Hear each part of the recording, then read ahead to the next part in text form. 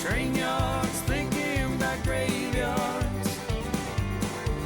I wonder, Lord, what would they ever write on mine? Another soul laid to rest on cold Montana morning, just trying to make it north of 49.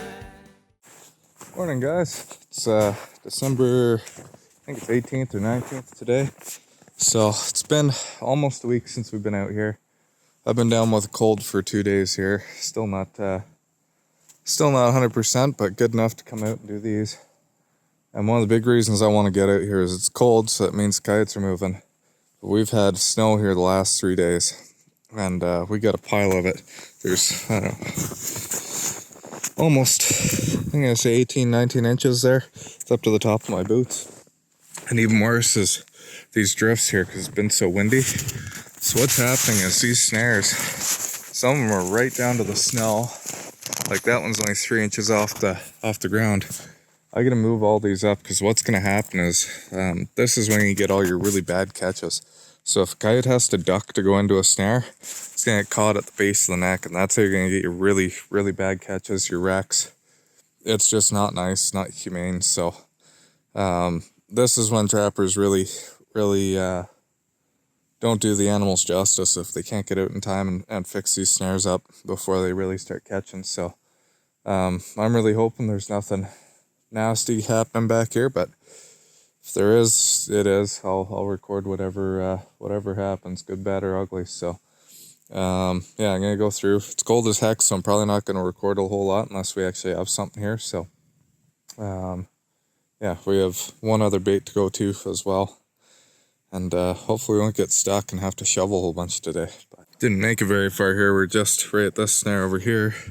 I was coming to check this snare, and I see we got a coyote right there. So that's perfect. We got one to start. And then you can see something actually knocked this snare around because the snare should be back over here. But I'm going to wiggle these branches out of the way and reset this one. Here's another really bad example, or good example, of a drifted up snare. So you can see where that is. What'll happen is if a coyote comes up through here, he'll end up stepping in that with his leg getting caught. It's no darn good. So that's why you gotta be really on it after these windstorms, these big snowstorms. So what I'm gonna do here is I'm gonna walk back and forth. I'm gonna walk all the way down to those trees, back and forth. If you just walk up to your snare, kind of kick a trail like this, you'll spook the coyotes. They'll walk up to that, go, why the heck the trail stops? So if you're gonna do this, walking up to them, busting these paths out for them, and it works, make sure you go all the way past your snare. You know, even if you're only going 15 feet, 20 feet past it, don't stop right at your snare, or else the gig's up. So that's basically what you end up with. I walked through that twice. It goes all the way down the hill to the far trees over there. Coyote's gonna use that most time. Generally trying to walk on the coyote trails, that sort of thing. When you start getting deep snow like this, coyotes will use the trails you walk on. Just like this one. I had to go down and I walked all the way around the whole loop down below. And those coyotes are going to use this trail now. I should have walked on it twice to make it nicer, but they probably won't use this trail till it snows again, till it's covered up a little. But it's supposed to snow in 2 days. We're supposed to get another dusting, so I'm not too worried. Within the week, they'll be using this. So anyways, so we got this coyote right here. Take a quick look at it. The cable had blood on it from chewing. You can see there's blood in his mouth. It's a nice high catch. I don't know if there's a spring on there. I don't feel a spring. So, oh, wait, there it is. Yeah, we got a spring on it. So, but it doesn't look like there's any waterhead or nothing. He's cut a little bit farther back than I wanted to, but yeah, we'll get him in the garage, we'll skin him out, and I'll show you what the occlusion looks like around his neck, and we'll evaluate whether that was a humane catch or not. So think that's all there is here. I got 5 more snares up top to check. My hands are cold, so unless there's something there, I'm not videoing.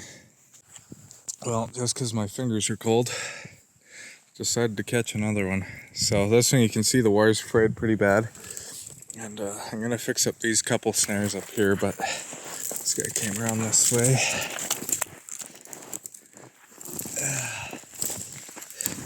And this is actually the only fresh set of tracks I've seen in here. Through the bait, they came to check this guy out. So let's just see.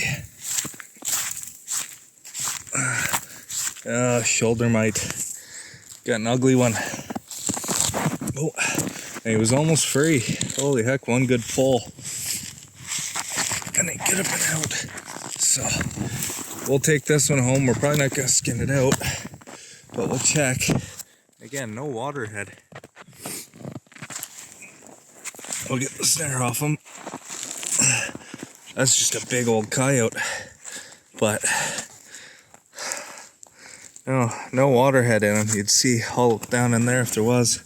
So this one was caught really far back. Again, like I was saying, if they're ducking down, they're gonna get caught way the heck back here. So that's poor catch, and that's probably my fault. Again, the snow came in here. It's actually not that deep in this spot, but even the wind might have blown it down a little bit, and he ducked under to get caught. Because that's not good results right there. You shouldn't be getting chew outs like that. Unless you've got an educated coyote, sometimes you will. And they go right to chewing as soon as they close the loop because they know what's going on.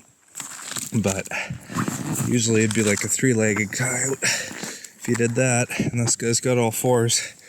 So we'll haul this guy out of here. Don't want to leave that diseased one in here. Fix up these snares and we're done here. I've checked all these other ones up top, so that should be it. Well, we're back at this culvert here. Of course you can't see it. It's under the ice, but you'll recognize this thing, and we put the body grip trap. Right here. Sorry, we stuck it out from the culvert. So we're here today to pull this, regardless of whether we caught the beaver or not. One safety. 2 safeties. Flick that guy off, and this is how I tend to let him off if I'm not springing the springs. Nice and easy, but yeah, this spot here, regardless of whether we caught him or not, we're gonna pull our trap, but gotta look out because there's no ice. It's all open underneath the snow, so it's gonna be interesting getting out to that house over there, but see what we got. Is that a close call or what? Put my boot through, but it's only about a foot deep there, so got lucky. Our trap's right there, and our other ones are around the top, so might have to go from the backside, I guess. Well, 2 things here.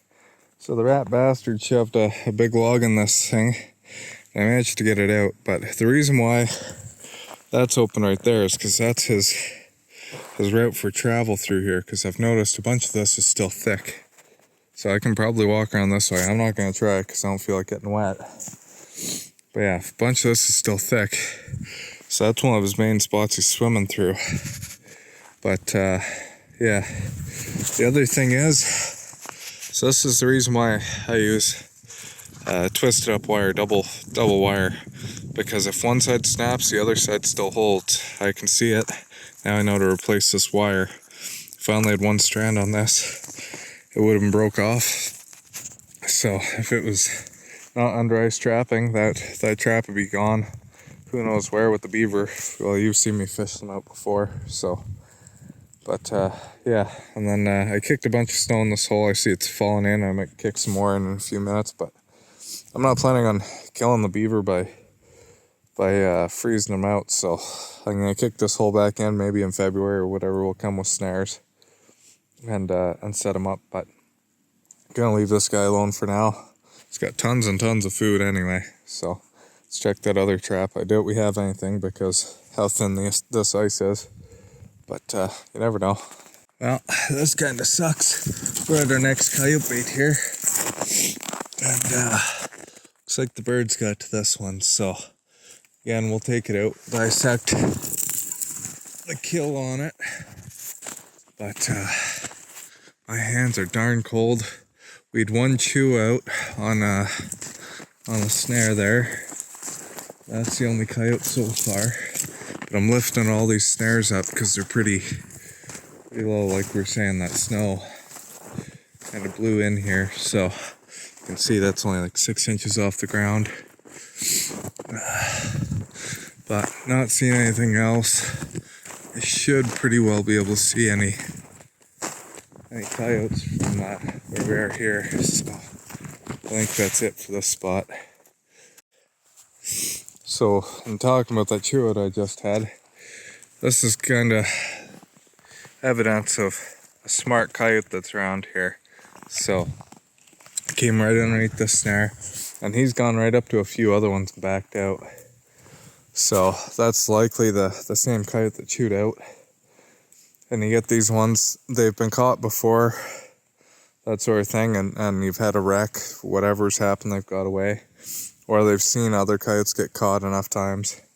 You know what's going on, but generally speaking, you get a smart coyote like that, he'll catch, and before he tangles up in something, before he dies out, he'll just start chewing and chewing and chewing. He gets out faster than any of the other coyotes should, so I'm guessing that's what's happened, is we had a smart coyote in here. I'll take you over to the blowout we had where he chewed off, and I'll show you what that looks like. But yeah, sucks when that happens. It's the first one of the year. But I've been snaring here for so many years that, yeah, get the odd smart one in here. If I wanted to catch this guy, what I could do is bring footholds in. He's got a couple good trails around here I could catch him on, but I'm not that into catching them, so we're just taking the cream off the top in these areas. This isn't damage control or not stuff I'm getting paid for anyway, so yeah. But yeah, that's what that looks like. I'll show you what the blowout looks like, and other than that, I'm just lifting up some snares, and that'll be it. So here's the spot with the blowout.